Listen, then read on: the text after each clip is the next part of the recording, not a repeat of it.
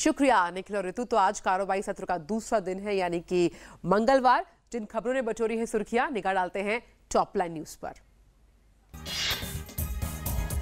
विमुद्रीकरण से पैदा हुए हालात फरवरी मार्च अंत तक होंगे सामान्य। स्टेट बैंक ऑफ इंडिया की प्रमुख अरुंधति भट्टाचार्य ने कहा, क्रेडिट क्षमता को मजबूत करने और सुधारने के लिए 90% कर्ज सस्ता करना करेगा मदद। वित्त वर्ष 2016-17 में क्रेडिट की दर में करीबन 8 से 9% का उछाल संभव है। भारतीय स्टेट बैंक द्वारा कर्ज सस्ता किए जाने के बाद निजी क्षेत्र के सबसे बड़े बैंक आईसीआईसीआई ने भी MCLR में 70 आधार अंक यानी कि 0.7% कटौती की। होम लोन, ऑटो लोन और दूसरी तरह के लोन होंगे सस्ते। कोटक महिंद्रा बैंक ने भी MSLR में 0.45% की कटौती की। ये जो नए रेट है वो आज से होंगे प्रभावी। कोयला, स्टील और ऊर्जा क्षेत्र के बेहतर प्रदर्शन से अप्रैल से नवंबर में 2016 के आसपास कोर सेक्टर की विकास दर रही 4.9%। कोर सेक्टर में अप्रैल नवंबर 2015 में ये विकास दर करीबन 2.5% रही थी।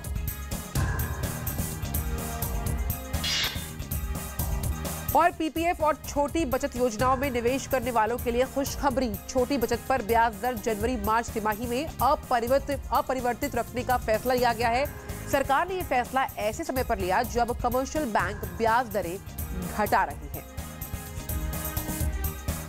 रुक करते हैं आज की सबसे बड़ी आर्थिक खबर का। GST काउंसिल की बैठक आज से होगी शुरू। उम्मीद की जा रही है कि 8वीं बैठक में इस कानून पर सहमति बन जाएगी और संसद बजट सत्र में कानून को संसद से पास करा लिया जाएगा। देखते हैं इस खास रिपोर्ट में।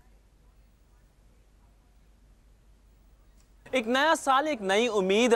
8वीं GST काउंसिल की बैठक होगी 3 और 4 तारीख को। फोकस बहुत सारे मुद्दों पे होगा और ड्यूअल कंट्रोल के मसले पे एक सहमति बनाई जाएगी। ड्यूअल कंट्रोल यानी कैसे सेंटर और स्टेट जो टैक्सेस हैं, जैसे वैट हुआ, सर्विस टैक्स हुआ, उसको कैसे बांटे। Main item is of course the IGST and the dual empowerment issue. The secondary is the legally weighted language which will be placed in the next meeting. And for this purpose, we'll be again meeting for 2 full days on the 3rd and the 4th of January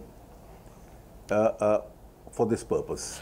7वीं GST council की बैठक में central GST, state GST और compensation bill pay रजामंदी हुई, सहमति बनी। इस बार जब GST काउंसिल मुलाकात करेगी तो ड्यूअल कंट्रोल का मसला तो हावी रहेगा ही, पर बजट को लेके भी बहुत सारी बातें होंगी। वित्त मंत्री राज्य के वित्त मंत्रियों से मुलाकात करेंगे, बजट को लेके कंसल्टेशन प्रोसेस होगा। हमने देखा है कुछ महीनों से एग्रीकल्चर, इकोनॉमी, सर्विस सेक्टर वो मुलाकात कर चुके हैं वित्त मंत्री से पूरे बजट को लेकर। वित्त मंत्री का मानना है और सरकार का यह मानना है कि 1 अप्रैल 2017 से GST लागू हो जाएगा और GST लागू होने के बाद इकोनॉमी में काफ़ी ज़्यादा हम देख सकते हैं अगर पॉजिटिव इम्पैक्ट होंगे, बहुत सारे पॉजिटिव इम्पैक्ट, जैसे जो सेक्टर्स है जैसे मैन्युफैक्चरिंग सेक्टर, उसको ज़्यादा बेनिफिट मिलेगा। कैमरा पर्सन मलकीत सिंह के साथ सिद्धांत सिब्बल, DD न्यूज़, नई दिल्ली। GST वाकई एक नई इबारत लिखेगा अगर हम अर्थव्यवस्था के लिहाज से बात करें तो।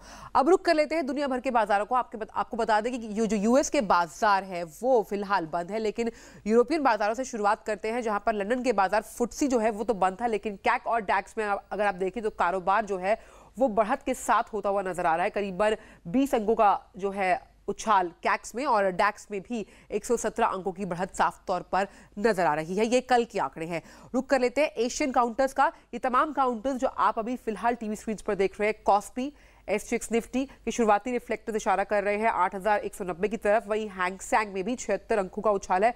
शांघाई कॉम्पोजिट भी करीबन 11 अंकों की बढ़त के साथ कारोबार करता हुआ नजर आ रहा है। लेकिन इसके उलट अगर भारतीय शेयर बाजार की बात की जाए तो एक सीमित दायरे में कारोबार होता हुआ नजर आया। 26,595 का लेवल है और 31 अंकों की गिरावट साफ तौर पर नजर आई। लेकिन जो जबरदस्त आप कह सकते हैं हम एक उछाल और साफ तौर पर एक रैली देखी गई वो था बैंकिंग सेक्टर, साथ ही साथ जो रियलिटी सेक्टर। तमाम खबरों के बल पर जो असर नजर आ रहा था वो इन सेक्टर्स पर नजर आया और ऑटो सेक्टर में दबाव साफ तौर पर देखा गया। लेकिन